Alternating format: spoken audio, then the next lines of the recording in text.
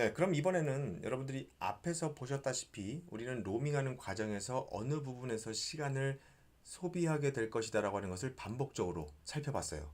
그래서 그 부분들을 어떻게 우리가 개선시켜서 어떠한 방법들을 적용시켜서 150ms 이내를 줄일 수 있는지 지금 챕터에서는 그러한 로밍에 대한 어드밴스 피처와 그 다음에 802.11에서 어떤 스탠다드 표준들이 준비되어 있는지를 살펴보도록 할 겁니다. 그래서 첫 번째 PMK 캐싱이나 OKC Opportunistic Key Caching이라고 하는 부분, 그 다음에 802.11R, K, V에 대해서 살펴볼 건데요. 사실 이런 부분들은 기술적으로도 굉장히 깊게 들어갈 수 있는 부분이라 저는 이해를 돕고자 하기 위해서 어느 정도는 축약해서 함축적으로 표현한 부분도 있다라는 것을 말씀을 드리도록 하겠습니다.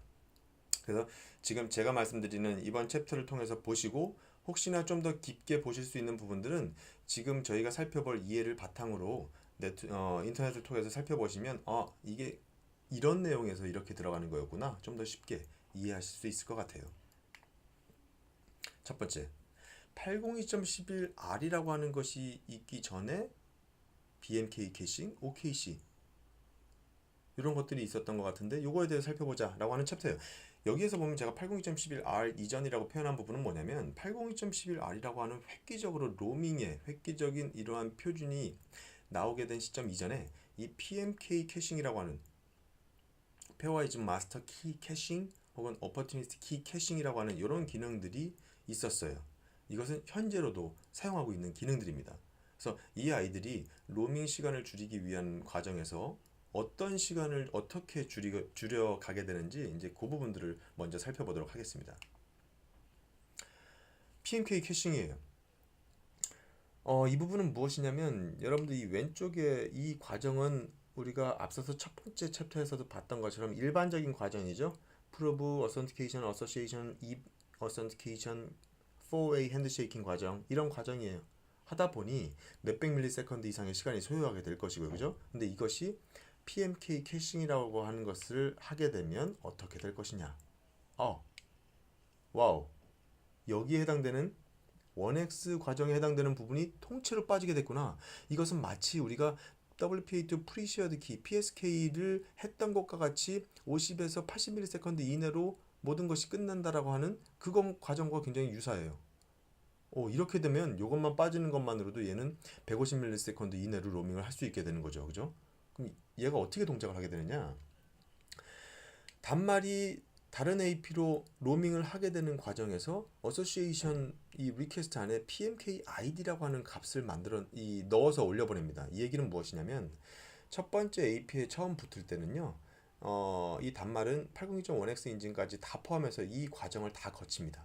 그때 우리가 PTK나 GTK나 여러 가지를 만들어낸다라고 했는데 사실 그때 우리가 페어와이즈 마스터키라고 하는 것이 이제 생성이 되고요. 거기에서 단말과 AP가 각각 서로 교환하는 것이 PMK ID라고 하는 것을 다 캐시하게 됩니다. 따라서 이때 처음에 단말이 AP에 붙을 때 서로 이 단말이 연결할 때 그 단말에 해당되는 PMK ID를 서로 갖고 있게 되고요. 이 단말은 이동하면서 이쪽 AP로 처음 이제 붙게 되는 과정이죠. 이때 이 단말은 PMK ID, 내가 이전에 AP1이랑 붙어서 만들었었던 PMK ID가 1, 2, 3, 4, 5야 라는 것을 이렇게 넣어서 보내주게 돼요. 근데 우리가 이 PMK 캐싱이라고 하는 것을 적용한 인프라에서 이렇게 로밍 과정을 볼 때요. 이 단말 입장에서는 이렇게 넘어갈 때 이 AP도 처음 붙는 AP예요. 근데 PMK ID를 올려보냅니다. 그러면 이 AP는 사전에 EI와 단말과 서로 공유한 만들어낸 이 PMK 아이디를 얘는 캐시한 게 아무것도 없어요. 야, 너 나한테 붙은 적도 없는데 왜 PMK 아이디를 올려보내? 나는 너 몰라. 우리 1X 인증까지 다 거쳐가면서 새로 이거 다 만들어내야 돼. 라고 해서 이 과정을 수용하지 않고 다시 전체적인 Full Authentication 과정을 거칩니다. 아니 그러면 우리가 보통 로밍할 때는 넘어가고 계속 로밍하면서 새로운 AP를 만나면서 이런 과정을 다 거쳐야 된다는 건데 PMK 캐싱을 활용할 수 있는 케이스가 어떤 케이스입니까? 라고 한다면 이쪽으로 갔다가 다시 이전에 붙었었던 즉 PMK 아이디를 캐시하고 있는 이전의 AP로 다시 돌아와서 붙을 때 너 나한테 붙었었던 아이구나. 그래, 우리는 요 1X 과정을 생략하고 이 과정을 통해서 우리는 4A 핸드쉐이킹에서 새로운 PTK, GTK 만들어내서 우리 서로 다시 붙자. 이렇게 되는 것이 이제 PMK 캐싱입니다. 그러다 보니까 사실상 로밍이라고 하는 것은 이제 계속 모빌리티가 유지되면서 이동하면서 이제 로밍을 해야 되다 보니까 계속 처음 붙게 되는 AP로 갈 수밖에 없는데요. 그래서 이제 이 PMK 캐싱이 가지고 있는 이런 약간의 제약성이 좀 있었죠. 네, 그럼 이번에는 OKC에 대한 내용입니다. OKC는 Opportunistic Key Caching이라고 하는 건데 사실상 PMK 캐싱은 그 이전에 802.11i라고 하는 표준에 있었던 여러 가지 기능 중에 한 가지로 지원됐었던 게 PMK 캐싱이었다라고 하면 사실 OKC는 표준상에서 지원하는 부분은 아니에요. 이것은 무슨 인프라 제조사나 단말 제조사가 PMK 캐싱을 좀 개선해서 만들어 놓은 기능이기 때문에 그리고 그것이 보편화된 부분이기 때문에 우리는 좀 알고 있는 것이지 사실상은 표준 안에서 정의된 부분은 아니다. 예, 하지만 지금 보편적으로 사용하는 부분입니다. 기능은 PMK 캐싱에 기반을 두고. 그래서 이쪽 왼쪽에서도 지금 보면 우리가 일반적으로 수행하는 과정 자체가 OKC로 넘어가면 어떻게 되느냐. 사실 보면 여러분들 PNK 캐싱을 쓴 거랑 굉장히 동일해요. 사용자 단말이 PNK 캐싱 자체, PNK 아이디 자체를 올려보내면 사실 중간에 1X 인증 과정을 빼버리고 4웨이 핸드쉐이크 과정을 통해서 과정이 끝나버리기 때문에 굉장히 빨리 진행이 됩니다. 근데 그러면 PNK 캐싱이 가졌었던 그 제약 조건과 어떻게 다르냐? 사실 OKC는 사실 이 시점에는 AP가 단독형이라기보다는 중앙에 이것들을 하나의 통합 인프라로 관리하게 되는 컨트롤러라고 하는 것이 이제 있어서 하나의 전체 통합 인프라로 묶였을 시점이라는 거죠. 사실 이때 보면 단말이 이쪽에 있어서 새로운 하나의 AP에 처음 붙었을 때 이런 과정을 거쳐서 다 접속을 했습니다. 그 다음에 이동을 해서 로밍을 해요. 하지만 아까 말씀드렸던 것처럼 이쪽은 붙었었던 적이 없기 때문에 PMK 캐싱이라고 한다면 1X 과정을 거쳐야 되지만 단말은 PMK 아이디 나는 원래 1, 2, 3, 4, 5였어. 이쪽에 붙었을 때 1, 2, 3, 4, 5였어. 라고 어센티케이션 리퀘스트를 올려보내죠. 그러면 이 AP 입장에서는 이 AP가 이전에 이 단말과 캐싱했었던 정보를 컨트롤러를 통해서 전달을 받습니다. 그래서 너 PMK 아이디 1, 2, 3, 4, 5를 가진 이전에 우리 인프라에 붙었었던 아이구나. 너 PMK 아이디와 나의 BS 아이디와 너의 맥 어드레스를 같이 우리 너랑 나랑 둘 다 서로 조합해서 그걸 가지고 새로운 PMK 아이디를 만들어내고 키 캐싱도 새로 하자. 라고 하는 것이 OKC입니다. 따라서 OKC는 하나 이렇게 통합 인프라 안에서 옆에 있었던 기존의 AP가 캐싱하고 있었던 정보를 인프라를 통해서 전달받아서 새로운 PNK 아이디를 만들어내면서 키 교환만 하는, 즉 1X 과정을 생략하고 수행하는 이것이 이제 OKC가 된 거죠. 그래서 굉장히 이렇게 로밍이 발생되는 보편적인 인프라 환경에서 로밍해 넘어가는 과정마다 발생할 수 있었던 1X 과정을 전부 생략할 수 있게 해줬던 것이 이 OKC예요. 예, 그래서 기능이 돌아가는 구현되는 방식은 PNK 캐싱이나 OKC나 비슷하지만 그 PNK 캐싱은 내가 이전에 붙었었던 단말로 다시 돌아오는 로밍을 했을 때만, 그리고 OKC는 내가 붙지 않았었던 AP로 넘어갈 때도 인프라를 통해서 기존에 있었던 캐싱된 PNK 아이디를 가지고 새로운 PNK 아이디를 만들면서 1X 과정을 생략하고 4웨이 핸드쉐이킹 과정만 거치게끔 개선한 부분, 이것이 OKC다. Opportunistic Key Caching. 아시겠죠? 그럼 아까 좀 전에 서두에 말씀드렸던 것처럼 802.11r 이전에 있었던 우리가 PMK 캐싱이나 OKC를 살펴봤고요. 그럼 802.11r이라고 하는 로밍의 획기적인 부분을 제공했었던 802.11r 그리고 KV에 대해서 살펴보겠다. 첫 번째 802.11r입니다. 802.11r은 다르게 또 이렇게도 불려요. Fast Basic Service Transition이라고도 불립니다. 이 부분은 보면 단말이 AP1에 처음에 붙어 있어요. 어느 정도 거리가 떨어져서 시그널 세이가 떨어지는 첫 번째 트리거 포인트 임계 레벨에 도달했습니다. 이때 단말이 AP2로 로밍하는 과정에서 진행하는 액션은 무엇만 있냐면요. 요 과정만 있습니다. 어차피 똑같이 어선티케이션과 여기 리어소시에이션이라고 하는 과정을 거치는데요. 이것을 그냥 앞에서 일반적인 접속을 했을 때 그 과정과 좀 구분만 해보려고 제가 앞에 Fast Transition이라고 하는 FT를 좀 붙여본 겁니다. 어차피 프레임은 어선티케이션 리어소시에이션 프레임으로 붙게 돼요. 이렇게만 해서 AP2로 옮겨간다고? 그러면 우리가 앞서서 봤었던 그 이 뒤로 이어지는 키 교환 과정, 키 교환 과정에서 PTK와 GTK를 유니캐스트와 브로드캐스트 멀티캐스트용으로 키를 만든다고 했는데 이런 4웨이 핸드쉐이크 과정이 어딨지? 그리고 여기서는 1X 풀 1X 그 입 어센티케이션을 하지 않는가? 이런 우리가 질문을 하게 되죠. 그럼에도 불구하고 이 802.11r을 쓰게 되면 요 과정만을 통해서 50ms 이내로 우리가 로밍 시간을 줄일 수 있는 것이야? 와우, 엄청난 시간의 단축이 제공되는 그러한 표준입니다. 이때 802.11r은 조금 더 복잡할 수 있는데요. 여기서 단말 입장은 이 AP로 이렇게 넘어가는 과정에서 내가 이쪽에 넘어가는 AP를 찾을 때는 이제 당연히 얘도 액티브 스캔을 해야겠죠? 그래서 주변에 어떤 아이가 있다라고 하는 네이버 리스트를 만들게 되고 그 기준으로 이제 다른 AP에 붙게 된단 말이죠. 이때 원엑스 인증 과정을 하지 않고 어센티케이션, 리어서시에이션 과정만 거쳐서 바로 붙어버린단 말입니다.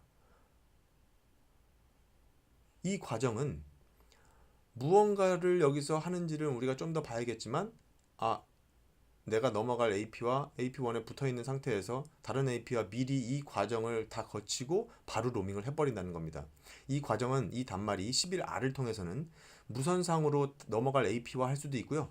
인프라를 통해서 이쪽으로 수행할 수도 있습니다. 그래서 저희는 어차피 로직에 대한 이해를 볼 것이기 때문에 에어상에서 AP로 직접 수행하는 것만 여기서는 살펴볼 거예요. 하지만 802.11 안에서는 단말이 나는 이 인프라를 통해서 진행할 수 있다라고 하는 부분도 플래그로 표시를 하게 되면 이 단말은 이 안쪽 인프라를 통해서 처리를 할 수도 있어요. 어쨌든 이 오센티케이션과 어소시에이션 과정을 통해서 이렇게 50ms 이내에 신속한 로밍을 할 수 있도록 하는 게 802.11r이구나. 그런데 우리에겐 이런 질문이 있는데 다음을 통해서 볼게요. 802.11r을 통해서 우리가 일반적인 과정을 보면 프로브, 어센티케이션, 어소시에이션, 그 다음에 1X 과정, 키교환 이 과정을 다 거쳐야 됩니다. 하지만 802.11r에서 하는 것은 바로 어센티케이션, 리어소시에이션 과정이에요. 아니 이 과정에서 그럼 앞에서 우리가 가졌었던 그 질문에 대해서는 어떻게 처리가 될까? PTK, GTK는요, 이 Fast Transient, 즉 이 Authentication과 Reassociation 과정에서 서로 다 교환이 돼요. 이 안에 보면 Authentication과 Reassociation 이 프레임에 보면 이 안에는 태그 파라미터라고 하는 이 많은 값들이 있고요. 그 태그 파라미터라고 하는 값에다가 이러한 키 교환을 위한 정보들을 넣어서 서로 이 두 가지 과정이 진행될 때 이 모든 것들은 끝나버리게 되는 겁니다. 따라서 실제 이 뒤로 이어지는 4way 핸드쉐이크 과정이 수행되지 않고요. 왜냐하면 이 과정 안에서 PTK, GTK를 다 서로 주고받기 때문에. 그 다음에 여기서는 1X 과정도 생략하면서 이 두 가지 과정만으로 로밍을 빠르게 지원하는 것이 802.11r이다. 그럼 여러분들 802.11r은 우리가 로밍 시간을 줄이기 위해서 관심을 가져야 되는 두 가지 영역이 있었죠. 한 가지 액티브 스캔하는 과정, 또 한 가지는 1X를 수행하는 과정. 이 802.11r은 무엇을 위한 거죠? 1X 과정을 줄이기 위한 개선된 표준이다. 그죠? 그렇게 보면 되겠습니다. 그럼 두 번째, 802.11K라고 하는 것은 무엇이냐? 우리가 지금 여기서 계속적으로 802.11RKV 나오는데요. 이걸 정확히 외워도 좋지만 사실 잊어버린다 하더라도 이런 것이 있었고 이런 것이 있었고 이런 것이 있었고 이런 정도 이해하는 것만으로도 저는 충분하다고 생각을 합니다. 나중에 더 궁금하실 때 찾아보면 K가 이거였구나, R이 이거였구나, 매핑은 그때 시키셔도 될 것 같고요. 이 각각의 개선됐다라고 하는 표준들이 과연 어떠한 기능들을 지원해 주는지 이 정도 이해하는 것으로 여러분들 접근하시면 좋을 것 같아요. 802.11K라고 하는 뭔가 이런 표준들은 그럼 뭘 하는 것이냐? 앞서서 우리가 봤었던 슬라이드 하나를 좀 제가 다시 한번 갖고 왔어요. 여러분들 아까 보셨던 장표죠? 여기서 여러분들 그 액티브 스캔을 왜 하죠? 주변에 내가 넘어갈 타겟 AP, 로밍할 타겟 AP를 결정하기 위해서 AP 네이버 리스트를 만들기 위해서 이 액티브 스캔이라는 거 한다고 했죠? 그죠? 여기서도 그리고 시간이 소요될 수 있을 만한 우리가 관심을 가져야 될 그 포인트다 라고 계속 반복을 해왔던 구간이고, 근데 만약에 여러분들 AP가 이 네이버 리스트를 알려준다면 어떻게 될까요? 그렇다면 업데이트된 일부 채널만 스캔할 수 있겠다. 다시 한번 제가 말씀드리겠습니다. 단말이 로밍을 하기 위해서 뭘 했죠? AP 네이버 리스트를 만들었어요. 이걸 하기 위해서 뭘 했죠? 모든 채널에 돌아다니면서 어떤 채널에 HP 아로바 SSID를 뿌리고 있는 AP가 어떤 채널에 있는지 모르기 때문에요. 모든 채널을 돌아다니면서 액티브 스캔을 했다고요. 하지만 AP가 만약에 네이버 리스트를 알려준다면 36번 채널에 HP 아로바 SSID가 있고 161번 채널에 HP 아루바 SSID가 있고 11번 채널에 HP 아루바 SSID가 있어. 이런 값들을 알려주게 되면요. 단말은 어떻게 되게 되죠? 그렇게 AP가 알려준 36번, 161번 이런 채널만 가서 스캔하면 됩니다. 그렇죠. 그럼 모든 채널에 가서 스캔하지 않아도 되기 때문에 스캔 채널의 감소가 생기고요. 그죠? 효과가 없고요. 또 한 가지는 에어타임 효율. 채널 유틸라이제이션의 감소를 우리가 이뤄낼 수 있죠. 모든 채널에 가서 리퀘스트 하는 거, 리스판스 오는 프레임들 대비 특정 AP가 알려준 채널만 가서 거기서만 요청하고 받는 프레임이 생기기 때문에 이 과정 그 이전에 모든 채널을 액티브 스캔하는 것과 비교해서 지금 AP가 네이버 리스트를 알려준 경우라면 이런 에어타임의 효율, 채널 유틸라이제이션의 효율 이런 측면도 볼 수 있다. 그리고 단말 입장에선 적은 수의 채널만 스캐닝하면 되기 때문에 프로세싱이 줄어들게 돼서 단말 배터리 효율도 증가시킬 수 있는 이 효과를 가진 것이 11K다라는 겁니다. 그럼 여러분들 이 11K 입장에서 EI가 줄이는 시간은 뭐죠? 우리가 두 가지 집중한 것 중에 하나는 액티브 스캔하는 데 들어가는 시간, 또 한 가지는 1X 인증을 수행하는 데 들어가는 시간이라고 했어요. 얘는 뭐죠? 액티브 스캔을 하는 데 들어가는 시간을 줄여주는 표준이다 라는 것으로 볼 수 있겠죠. 그래서 이 802.11K는 이렇게 여러분들이 이제 프레임에서 보듯이 이런 얘도 마찬가지로 이제 이 태그 파라미터에 네이버 리포트라고 하는 항목으로 값이 주어집니다. 좀 확대해서 볼게요. 그래서 네이버 리포트라고 하는 이 태그 값에다가 BSSID 이런 것이 채널 40번에 있어. 그러니까 넌 채널 40번 가서 이 아이를 찾아. 라고 하는 이런 네이버 리포트를 AP가 주는 겁니다. 그래서 AP는 자기가 네이버 리스트를 만드는 게 아니라 AP로부터 이러한 값을 받아서 내가 어디로 가야겠다 라고 하는 네이버 리스트를 결정하게 되는 거죠. 채널 스캔하는 시간도 줄여가면서 말이죠. 그죠? 이것을 이제 iOS 기기 경우, iOS가 뭐죠? 애플 아이폰과 아이패드죠? iOS를 쓰고 있는 기기. 이런 기기를 샘플로 우리가 보면요. 이 iOS 기기는 AP로부터 네이버 리스트를 쭉 받았을 때 여기에서 받았었던 네이버 리스트 AP 목록이 굉장히 많다 하더라도 상위 소팅된 6개의 AP 정보만 확인해서 그 아이에 대한 채널만 스캔합니다. 예. 그래서 각각의 단말들은 이런 표준을 쓰더라 하더라도 더 효과적으로 스캔하는 방법들을 다 채택해서 쓰고 있다는 점 참고로 알아보셔도 좋을 것 같습니다. 그럼 802.11V 사실 802.11V는 로밍만을 위한 표준은 아니에요. 그 중에 이제 얘는 이제 단말과 AP 간에 여러 메시지를 교환하기 위한 이런 표준인데 사실 로밍에도 도움을 줄 수 있을 만한 부분이 있기 때문에 사실상은 로밍 효과를 다루는 내용을 전달할 때 이제 802.11V도 우리가 살펴보는 부분이거든요. 그리고 얘는 그럼 과연 무엇이냐? Better Roaming Decision, 좀 더 나은 AP를 가이드해 주는 것. 802.11V라고 하는 것은 AP 입장에서 네가 로밍하기에 어떤 AP가 더 좋은 AP야 라고 하는 그런 부분들을 좀 가이드해 주는 그런 표준이라고 할 수 있겠어요. 단말이 내가 지금 나한테 좀 더 내가 나한테 좀 더 나은 AP, 내가 어느 AP에 붙으면 좀 더 나을지 좀 알려줄래? 그러면 AP는 여기에 대해서 너는 어떤 AP로 로밍하는 게 좋겠어. 즉 너는 어디로 로밍하는 게 좋겠어? 너는 지금 이 시점이 넌 로밍할 시점이야 라고 하는 이런 내용들을 전달해 주는 것이 802.11V다 라는 것으로 여러분들 좀 아셨으면 좋겠습니다. 서로 간에 지금 단말과 무선 AP 간에 서로 이제 정보를 메시지로 주고받을 수가 있거든요.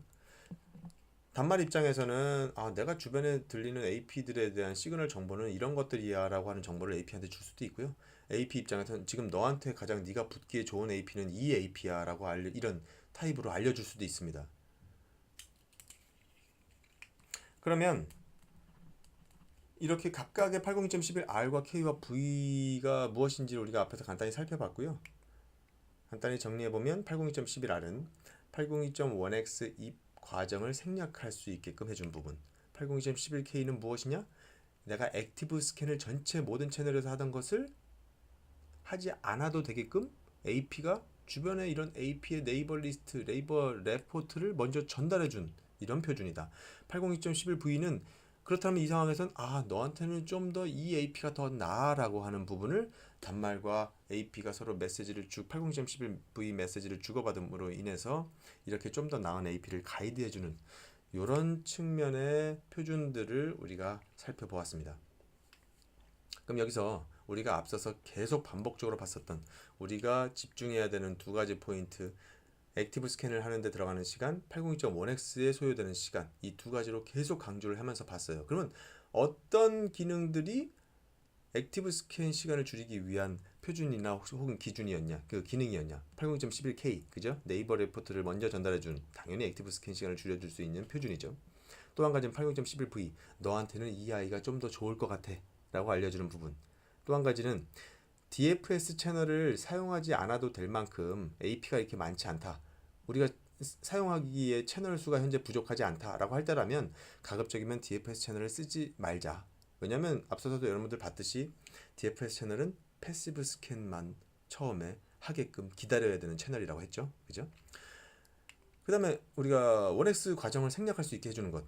PMK ID를 어소시에이션 그 리퀘스트에 넣어서 보내주는 PMK 캐싱.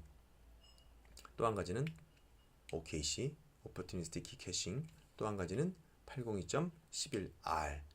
이런 것이 1X 인증 과정을 생략할 수 있게 해줬었던 표준 혹은 기능이었습니다. 그럼 이제 우리 여러분들 이제 거의 마무리로 가고 있는데요.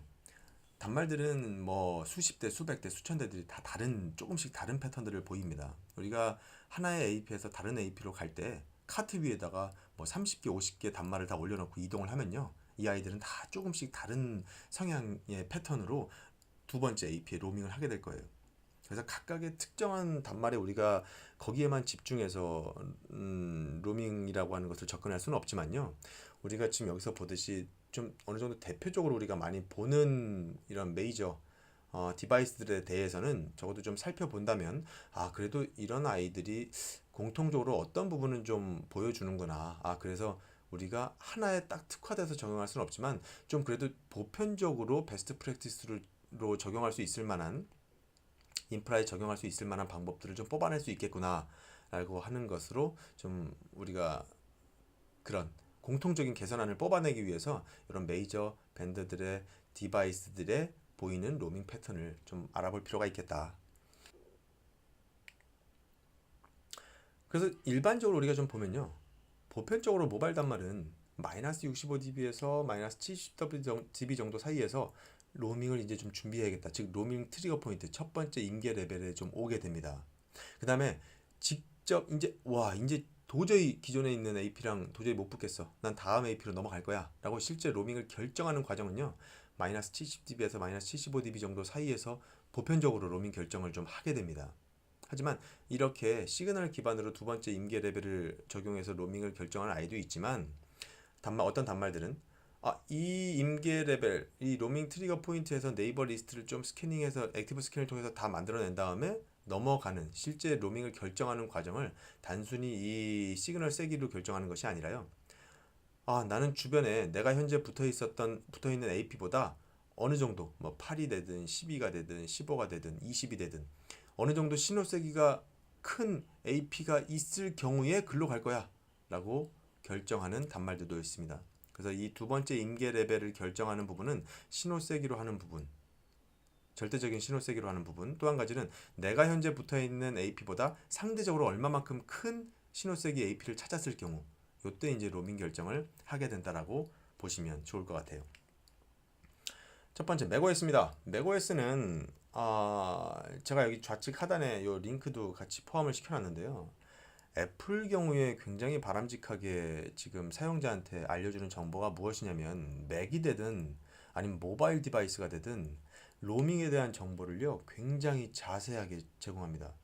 즉 하나의 AP의 셀 커버리지를 마이너스 67 dBm 즉 요렇게 커버리지를 각각의 끝에 이 커버리지 끝에 신호 세기를 마이너스 70 dBm으로 설계를 하는 것을 가정으로 한 겁니다. 그럴 경우에 맥OS 이거는 맥북 PC죠. 맥북 PC는 아무래도 노트북이 좀 이 수신 감도나 이런 것들이 더 좋기 때문에 마이너스 75dB까지 떨어지기 전까지는 그냥 기존 연결을 유지하면서 아무것도 안 한다. 근데 마이너스 75dB에 딱 들어가게 되면 이게 바로 첫 번째 트리거 포인트가 됩니다. 첫 번째 임계 레벨이 됩니다. 이 다음에 이제 액티브 스캔을 하게 되죠. 뭘 위해서? 네이버 리스트를 만들어내기 위해서. 다음 여러 가지 이러한 상세한 정보가 여러분들 애플 사이트에 들어가시면 보실 수가 있어요. 마이너스 75dB가 되기 전까지는 기존 연결을 그대로 유지한다 라는 겁니다. 여기에서 보면 얘는 12dB 이상 큰 AP가 주변에 보일 때, 즉 트리거 포인트는 마이너스 75dB까지 시그널이 떨어진 경우지만 얘가 진짜 이제 AP를 로밍해야겠다고 결정하는 타이밍은 언제냐면 절대적인 시그널 값이 아니라 내가 지금 붙어있는 AP보다 12dB 이상 큰 AP를 만났을 경우에 맥OS는 그때 로밍을 결정한다라는 겁니다. 그리고 이 아이는 802.11K를 지원하지 않습니다. 대신 중요한 것은 무엇이냐면요, 나는 802.11K를 지원하지 않아. 하지만 802.11K를 지원하는 SSID랑 난 호환성이 있어, 상호 운영성이 있어. 이 얘기 뭐냐면 일부 예전 단말들은요 802.11RKV 같은 것들이 지원된 프레임이 날라왔을 때 그걸 해석하지 못합니다. 따라서 AP에 붙지 못하는 상황이 생겨요. 그 프레임을 802.11RVK 이 관련된 내용이 포함된 프레임을 디코드하지 못하기 때문에 그런 단말들은 무선에 붙지 못하는 문제가 생기게 되는 경우가 있지만, 맥OS 같은 경우에 나는 이걸 지원하지 못한다 하더라도 이게 이네이블된 인프라에 나는 붙는 게 전혀 문제가 없어, 이런 뜻입니다. 나머지 이 80.11R도 마찬가지예요. 이 80.11R을 이 맥북 같은 경우에 80.11R을 지원하지 않습니다. 이제 PMK ID, PMK 캐싱은 지원을 하죠, 지금 상황에서. 그래서 얘도 마찬가지로 80.11R을 지원하지 않지만 이것이 지원하는 인프라와 붙었을 때 난 전혀 문제가 없어 라는 겁니다. 아셨죠? 그래서 여기서 좀 정리를 해보면요, 맥OS 같은 경우에는 마이너스 75dB가 첫 번째 임계 레벨 트리거 포인트다라는 것, 이거보다 낮아지게 되면 얘는 액티브 스캔을 시작하게 되고요. 실제 로밍을 결정하는 시점은 언제냐? 내가 붙어있는 AP보다 상대적으로 12dB 이상 강한 AP가 발견했을 경우에 로밍한다. 그 다음에 여기 이제 몇 가지 좀 더 넣어놨는데요, 마이너스 68dB 이상인 경우라면 항상 2.4기가 대신 5기가를 선택한다.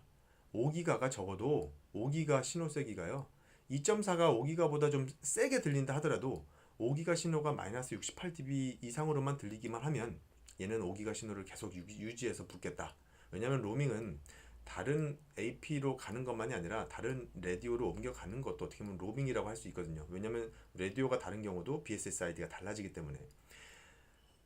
여기 보면 그럼 만약에 802.11AC, NA 이것이 다 적용될 때 어떤 표준으로 먼저 붙을 것이냐.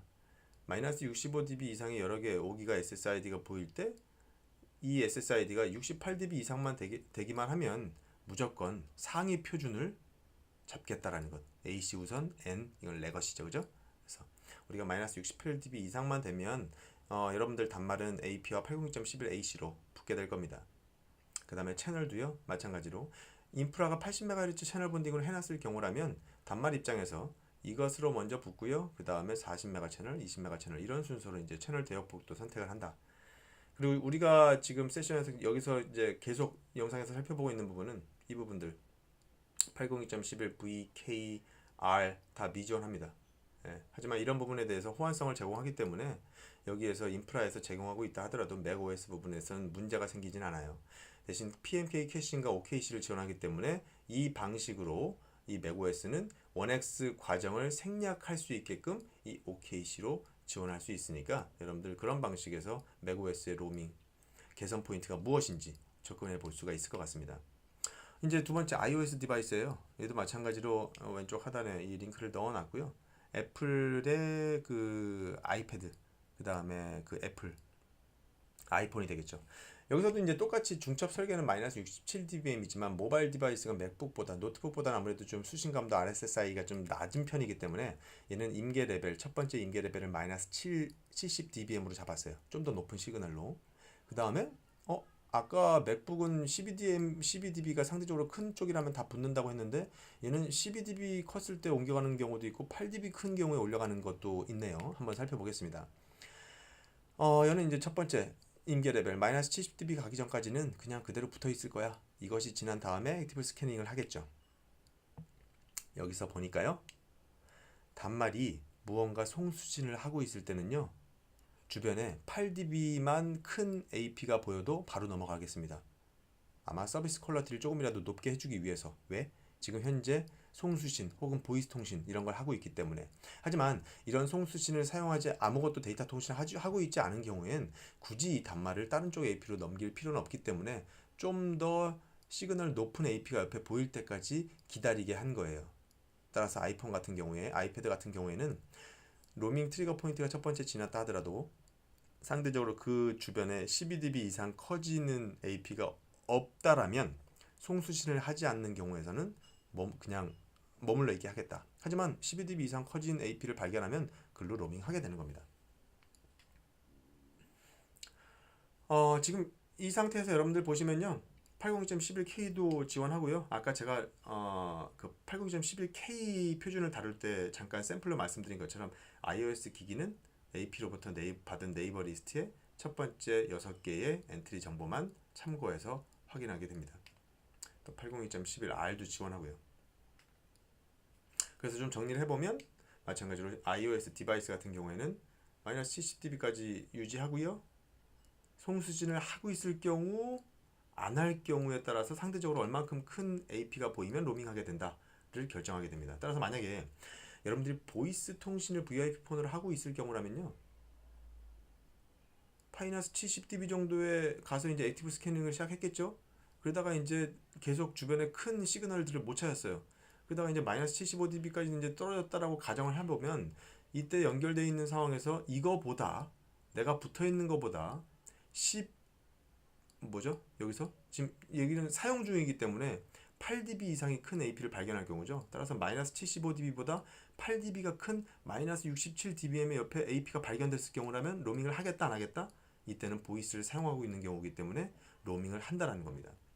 그 다음에 이제 주파수 같은 경우에는 이건 앞에서 말씀드렸던 것처럼 단말이 마이너스 65dB 이상의 5기가 신호가 보이기만 한다면 더 큰 시그널 세기 2.4가 있다 하더라도 5기가를 계속 선택하고 있다는 것이고요. OKC를 미지원하지만 얘는 802.11RVK나 PMK를 지원한다. OKC를 미지원하는 것은 802.11R을 지원할 때는 전혀 문제가 되지 않습니다. 네, 그래서 이 애플 같은 경우에는 802.11R을 이미 지원하고 있기 때문에 OKC를 지원하지 않는다 하더라도 전혀 1X 과정을 생략하는 효과를 내는 그 과정 차원에 있어서는 전혀 문제되지 않아요. 802.11R이 더 좋은 효과를 내기 때문에요. 그래서 좌측에 똑같이 이렇게 애플에 관련된 정보와 그 다음에 관련 링크를 같이 포함시켜 놨으니까 참고를 해봐 주시기 바라고요. 그 다음에는 안드로이드 부분입니다. 안드로이드는 사실상 단말들이 굉장히 다른 패턴을 보여요. 그리고 뭐 똑같이 스냅드래곤 835 칩셋을 쓰던 스냅드래곤 845 칩셋을 쓰던 아니면 또 칩셋이 지원을 하더라도 그 각각의 안드로이드 제조사에서 그 칩셋에 802.11RVK를 이네이블 시키는 기능들을 아예 빼버리든 OS에서 빼버리든 따라서 모든 패턴들이 다 너무 상이하고 특히나 안드로이드에서는 이런 정보들을 제공을 잘 안 해요. 그래서 이런 정보를 좀 습득하기가 쉽지는 않습니다. 그래서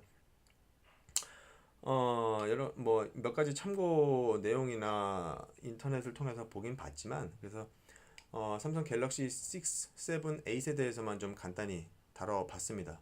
예, 저는 LG에 대해서도 LG 폰도 이제 3개 연속 거의 5년 이상을 쓰고 있어서 LG도 상대적으로 이제 비교를 해보고 싶긴 했습니다만 사실 정보를 찾기가 좀 어려워서요. 그리고 정보가 제공되어 있는 그 여러 가지 구글상에서의 글들을 봐더라도 어느 테스트 기관에서 제공하는 정보에 따라서 조금씩 또 상이하더라고요. 네, 그래서 제가 잘못된 정보를 전달할 수는 없을 것 같아서 보편적으로 여러 다른 사이트에서 좀 공통적으로 값이 좀 제공하는 값이 맞았다라고 하는 요 3가지 디바이스에 대해서만 좀 봤습니다. 샘플로 보면 S6에서는 V는 지원 안 했던 것에 비해서 나머지는 이제 요것도 다 지원하게 됐다. 뭐 이런 식으로 단말들에 대한 정보도 우리가 확인해 볼 수 있습니다. 보편적으로 요즘에 나와 있는 모바일 단말들은 어느 정도 11R 같은 경우는 좀 많이 지원을 하는 것 같아요. 그 다음 윈도우즈 10입니다. 윈도우즈 10에서는 기본적으로 802.11RVK를 다 지원합니다. 그 다음에 PMK 캐싱이나 OKC도 지원해요. 특히나 여기서 지금 보면 우리가 관심 가져야 될 것은 뭐냐면 윈도우즈 10이 802.11RVK를 다 지원하지만 이것은 철저하게 이 윈도우즈 10을 설치한 노트북 안에 들어가는 칩셋이 윈도우즈 10이 명령을 내릴 때, 야, 너 802.11R 켜, V 켜, 뭐 K 켜 라고 이렇게 명령을 내려줄 수 있을 만한 이 이네이블 시킬 수 있는 기능들을 칩셋이 지원해 줘야 돼요. 그것만 해주면, 칩셋이 지원만, 그 역할만 해주면 윈도우즈는 명령을 내려서 키고 끄게 할 수 있겠다라는 겁니다. 그래서 따라서 윈도우즈 10을 우리가 윈도우즈를 쓸 때는 이런 것들이 다 지원될 준비는 돼 있구나. 중요한 것은 이 안에 들어가는 칩셋들이겠다라는 거 보실 수 있죠. 윈도우즈 여러분들 뭐 보실 때 윈도우즈의 링크를 한번 참고해 보시고요. 인텔도 지금 이거 2018년도 5월달에 바로 업데이트가 됐던 내용인데 3월달에 업데이트가 된 내용인데요. 여기서 보시면 여러분들 인텔 사이트 참고해 보실 수 있겠고요. 인텔에서 제공하는 많은 칩셋들이 802.11rvk를 어떻게 지원하는지 그것도 이제 윈도우즈에 맞춰서요. 이렇게 지원을 하고 있기 때문에 여러분들 만약에 윈도우즈 칩셋, 윈도우즈 PC를 회사 차원에서 대량 구매한다라고 했을 때 여태까지 구매할 때 여러분들 보면 사실 이러한 802.11rvk 같은 이런 무선 관련된 회사에서 노트북을 쓸 때라고 한다면 이건 무선을 쓰기 위해서 모빌리티를 제공하기 위해서 노트북을 쓴 건데 사실 이런 쪽에 포커싱을 맞추기보다는 CPU가 얼마야, 메모리가 얼마야, 아니면 SSID의 용량은 얼마야 이런 것만 좀 보게 되신 거거든요. 사실 그런 부분 굉장히 중요해서 기본적으로 보지만 회사 안에서 좀 보편적인 자산으로 공통적인 노트북을 구매하실 때는요. 마침 그 노트북에 인텔 칩셋이 있다라고 하면 그 안에 들어간 칩셋이 뭔지 스펙을 살펴보시고 802.11K와 VR 다 지원하는구나. 가급적 이것도 지원하는 인텔 칩셋을 내장한 윈도우즈 PC로 구매를 하는 것이 저는 이제 필요하다라고 봅니다. 그래서 그때 여러분들 이런 부분들을 좀 참고해 주시고요.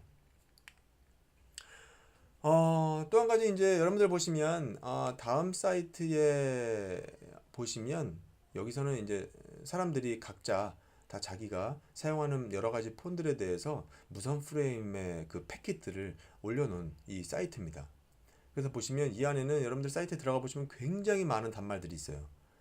이 단말의 어소시에이션 이 무선 패킷들을 요걸 클릭할 때마다 여러분들이 다 다운로드 받아보실 수 있고요.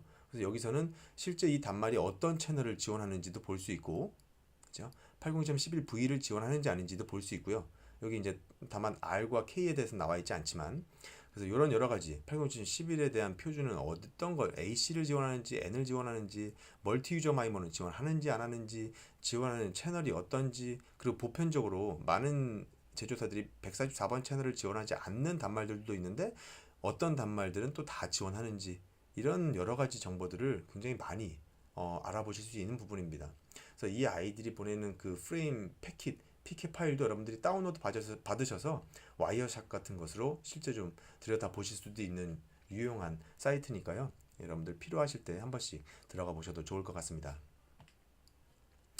그럼 여러분들 지금까지 굉장히 많은 내용으로 잘 오셨어요. 뭘 봤었죠? 단말이 AP에 어떤 과정으로 붙느냐, 프루브, 어센티케이션, 어소시에이션, 그 다음에 키교환, 그리고 원엑스 인증을 거친다라면 키교환 전에 원엑스 if authentication 과정을 거치는 이런 것도 있었고요. 그러다 보니 사용자가 불편을 느끼지 못하는 로밍 타임을 얼마라고 얘기했죠? 약 150ms입니다. 근데 우리가 원엑스 인증을 거칠 때 얼마만큼의 시간이 소요된다고 했죠? 500ms, 600ms, 심지어는 원엑스는요. 네트워크상으로 존재하는 다른 인증 서버에 가서 물어보고 와야 되는 네트워크 커뮤니케이션 과정이 있는 거예요. 이것은 1초 이상이 걸릴 수도 있습니다. 이것이 AP를 로밍해 갈 때마다 이 과정이 생겨요. 따라서 이 과정은 무조건 우리가 150ms 이내로 줄여줘야 실시간성 어플리케이션, 보이스나 비디오 스트리밍이나 VDI 같은 경우에 로밍할 때 불편 없이 넘어갈 수 있는 거예요. 그래서 그걸 개선시킬 수 있는 여러 가지 기능들이나 피처들, 스탠다드들 우리가 다 살펴봤죠, 그죠? 그래서 그런 것들을 가지고 우리가 메이저 벤더들에 대한 이 단말들의 패턴을 좀 봤고요.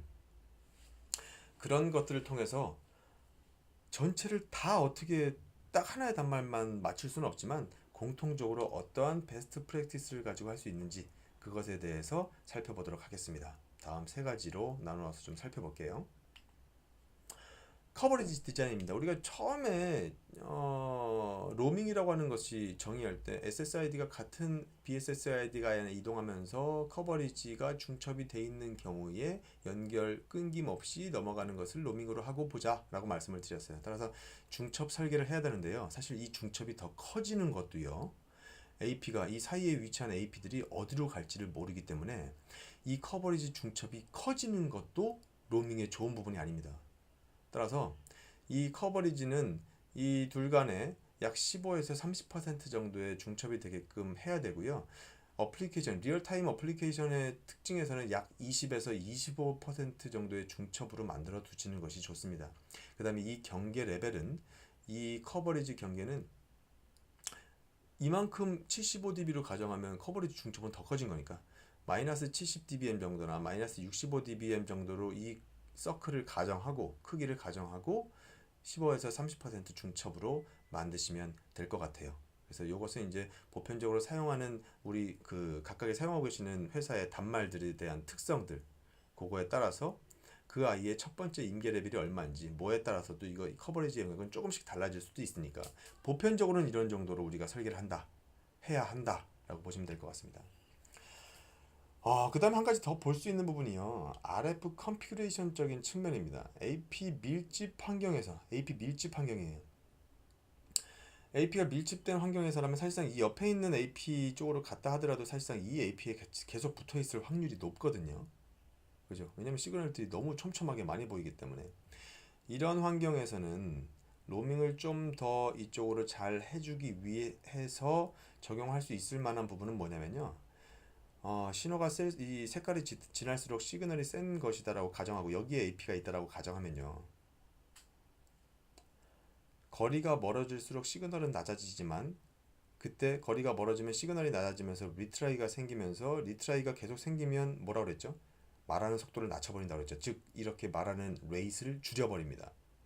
그 얘기는 뭐냐면 커버리지가 점점 거리가 늘어나면 그래도 신호 말하는 속도가 낮으면 들린다라는 거예요. 이 단말 입장에서 볼까요? 여기서 계속 멀어지고 있어요.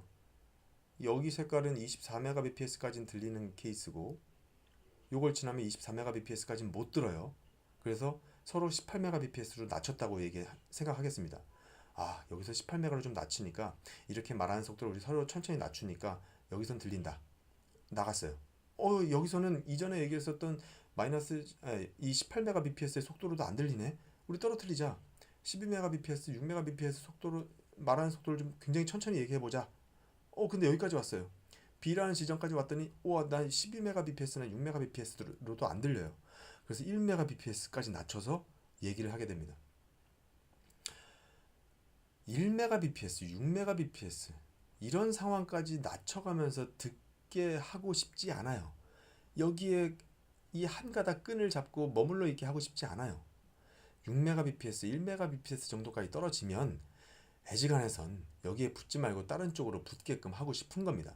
그래서 이 얘기는 이때 이제 우리가 비컨 레이시라고 하는 거 이제 비컨에 대한 시그널은 일반적인 많은 밴더들의 디폴트 값은요 2.4기가는 1Mbps 비컨을 5기가에서는 6Mbps 정도의 비컨 레이스로 던집니다. 이 얘기는 뭐냐면 이 단말이 1.3GBps를 지원한다 하더라도 이 비컨 프레임이라고 하는 것은 HPR/SSID가 여기 있어라고 계속 알려주는 즉 어떻게 보면 브로드캐스트성 프레임입니다. 브로드캐스트성 프레임을 867Mbps로 쏘면 어떻게 될까요? 이 아이는 150Mbps를 지원하는 11N 제품이고 얘는 867Mbps를 지원하는 AC 제품일 때 비컨 메시지를 867로 뿌리면 얘가 알아들을 수 있는 목소리가 아니에요. 이 아이의 음악적 감각으로 이해할 수 있는 랩의 속도가 아니라는 겁니다. 따라서 브로드캐스트성으로 내가 여기 있어 내가 누구야라는 걸 알려주는 브로드캐스트성의 프레임은 주변 모든 다른 아이의 단말 여러가지 지원 성능과 무관하게 이게 뭐 레거시 단말이든 아니면 80711N의 뭐 150메가짜리 지원이든 11AC의 1.3기가 지원이든 누구나 받을 수 있게끔 그래서 낮은 전송 속도로 이야기하는 거예요. 디폴트로 5기가에서 6Mbps, 2.4에서 1Mbps로 낮게 비컨을 쏴주다 보니 이렇게 멀리 가서도 이 비컨이 잘 들리는 거예요. 따라서 우리가 회사 안에서 어느 정도 촘촘하게 AP를 잘 설계한 경우라면, 즉 음영이 없다라고 하는 가정에서 이 AP가 촘촘하게 잘 설계가 돼 있다라고 하는 가정에서는 단말한테 굳이 먼 거리까지 갔을 때 비컨 신호를 듣게 하지 않도록 하기 위해서 비컨 레이스를 디폴트 1과 6의 메가 bps 디폴트 레이스를 10이나 18이나 24로 바꿔버리는 거예요. 그럼 어떤 효과가 있습니까? 단말 입장에서는 여길 가서도 잘 들려요. 비컨 신호가 잘 들리니까 아, 여기에는 이 비컨이 있구나, 이 SSID가 있구나라고 판단할 텐데, 만약에 디폴트로 이렇게 6Mbps로 잡혀 있었던 것을요, 5기가에서 만약에 우리가 18dBm으로 18Mbps로 바꿨어요. 그러면 18Mbps로 이 속도로 이야기 가능한, 서로 해석 가능한 커버리지는 여기까지만입니다. 근데 단말은 지금 현재 여기 있어요. 6Mbps로 듣고 있다가 인프라가 비컨 레이스를 18로 바꾼 순간 안 들립니다. 그럼 이 아이는 무엇이냐? 여기서 들리는 HPS 아르바 SSID가 없구나. 얘가 보내는, 적어도 들리지 않으니까. 그러니까 상대적으로 가까이 있는 이쪽에 뭔가 AP가 있다라면 이 AP가 18Mbps로 이야기하고 있는 비컨 신호는 들릴 수 있을 거예요. 따라서 이 아이 입장에서는 이때 이쪽 걸 더 이상 듣지 않고 아예 들리지 않는 공간에 있으니 주변에 다른 이 비컨 시그널이 18Mbps에 해당되는 비컨 시그널이 들린 AP가 가까이 있다라면 그쪽으로 어소시에이션 해서 붙게 될 수 있다는 거죠.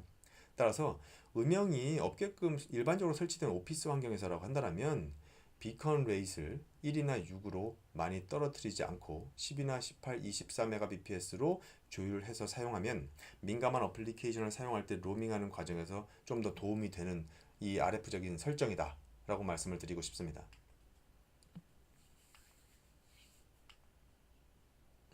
그래서 A 지점 부근까지만 연결이 되고 이대로 지나게 되면 이 속도를 높였을 경우라면 더 이상 이제 1메가나 6Mbps로 방사되는 비컨은 없을 테니까 이때는 다른 AP로 이제 이동을 하게 되겠죠. 그죠?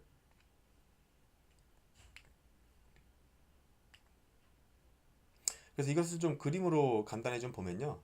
일반적으로 우리가 디폴트인 2.4에서 1Mbps, 5기가에서 6Mbps로 되어 있는 상황에서라면 얘가 이제 5기가라고 가정하면 6Mbps로 이제 뿌리겠다고 가정합니다.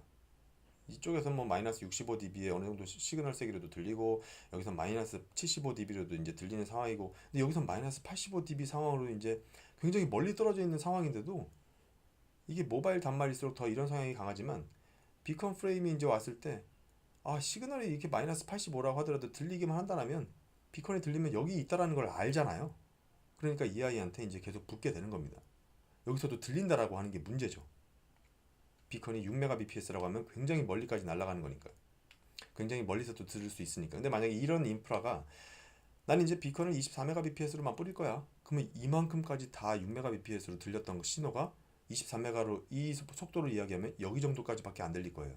그래서 이 아이들은 다 어느 정도 비컨을 듣고 붙을 수 있겠지만 이 아이한테는 더 이상 이제 난 HP 아르바 SSID를 뿌리고 있는 AP야라고 하는 이 아이가 아예 보이지 않는 거죠. 그죠? 얘는 그런 비컨을 보내주는 아이가 있어야 그쪽으로 붙을 텐데 이 아이한테는 전혀 그런 부분이 없으니까 이 아이는 다른 근처에 있는 AP를 찾아서 프로브 리퀘스트를 보내게 된다라는 얘기입니다. 그래서 이런 액션을 우리는 기대하기 위해서 이런 RF적인 컨피그레이션을, 이 레이스를 조정하는 것도 필요하다라는 겁니다. 이제 우리가 앞에서 살펴봤었던 것을 다음에 한 장으로 간단히 좀 정리를 해보면서요, 마무리를 해볼까 합니다. 커버리지 최적화 말씀드렸죠? 끝에 그 AP의 커버리지 서클을 끝을 마이너스 65에서 마이너스 70dBn 정도를 가정해서 중첩을 15에서 30%로 시키고, 민감한 서비스, 리얼타임성 어플리케이션 같은 경우에는 20에서 25 정도 중첩되는 것으로 설계를 하고, AP 밀집적 얘기는 뭐 AP에 음영적이 없다라고 하는 일반적인 오피스 환경 설계에서 따지면 비컨 레이스를 1에서 6, 1이나 6보다 12, 18, 24 Mbps로 상향 조정하는 것도 도움이 된다. 그 다음에 가용 채널이 부족한 환경, AP를 너무 많이 설계해야 되는 것, 즉 단말이 너무 많아서 AP를 많이 설치할 수밖에 없다. 그때는 채널 수도 많이 필요하기 때문에 사실상 DFS 채널도 써야 됩니다, 무조건. 하지만 그런 게 아닌 상황에서라면 가급적 DFS 채널은 쓰지 않는 것이 좋다. 즉 이 채널을 쓰지 않아도 채널 수가 부족한 상황이 아니라면 DFS 채널을 굳이 선택해서 쓰지 말자.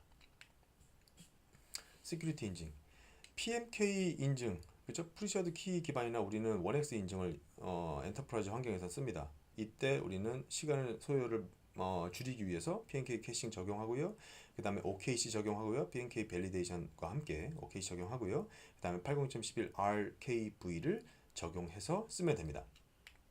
그리고 이때 우리는 여러분들 앞에서도 제가 인텔 칩셋 말씀드리면서도 좀 봤지만 로밍 환경에서 특정 단말을 대량 회사 업무용으로 구입을 하실 때는요, 이제 그 스펙만이 아니라 그 제조사한테 사실 여러분들 이제 앞에서 잠깐 보셨던 것처럼 애플 사이트에 가서 직접 보시면 이제 와 이렇게까지 제공하는구나라고 보실 수준만큼 여러분들이 노트북을 구매하시던 아니면 다른 안드로이드를 구매하시던 애플사에서 지원하는 이런 로밍 관련 상대 스펙 수준으로 우리는 이만큼의 대량 기기를 도입하려고 하는데 그쪽 회사에서 제공하는 단말에 이러한 로밍 관련 스펙은 어떻게 됩니까? 그런 수치적 데이터를 주세요라고 요청해서 확인 받으시고 무선 인프라를 제안하는 제조사들 입장에서 이 정도 얘네들은 로밍의 패턴을 수치상으로 보입니다. 이걸 참고해 주세요라고 해서 무선 인프라 설계에 활용하시는 것이 굉장히 중요한 포인트가 됩니다. 그죠? 그리고 802.11R과 K와 V를 미지원하는 어떠한 단말들, 굉장히 옛날 단말들 혹은 그냥 스캐너 같은 것들, 그죠? 뭐 모바일도 아니고 이런 스캐너나 뭐 이런 특수 장비들을 만약에 사용하는 경우에 마침 걔네들이 802.11R과 K와 V를 지원하지 않을 경우, 그럼에도 지원은 안 하지만 이 프레임이 왔을 때 디코드하는 게 문제가 없다, 호환성이 지원된다 라고 하는 부분을 가지고 있는지 이건 사전에 좀 확인이 필요합니다. 그래서 이건 확인을 좀 할 만큼 특수기기들이 있다면 충분히 그런 부분도 확인하고 그 다음에 이제 802.11R과 K와 V를 적용하시면 되겠어요. 그래서 우리가 어떻게 보면 지금 한 두 편의 영상을 통해서 로밍이 어떻게 지원되고 진행되고 로밍을 어떻게 시간을 줄일 수 있고 그리고 대표적인 기기들이 이 디바이스들이 어떠한 로밍 패턴을 보이고 그래서 그것들을 기준으로 우리가 이러한 공통적인 베스트 프랙티스를 좀 뽑아 보았습니다. 그래서 여러분들 여기서 이제 더 이상 이제 깊게 나가 보고 싶은 부분이 있으면 지금의 이해를 바탕으로 여러분들이 하나씩 이제 더 기술적인 내용으로 파보시면 좀 더 그냥 막닥뜨리는 것보다는 좀 더 쉽게 더 기술적으로 이해하실 수 있지 않을까 생각을 합니다. 제가 준비된 내용은 영상은 여기까지고요. 다음에 또 다른 내용으로 찾아뵙도록 하겠습니다. 감사합니다.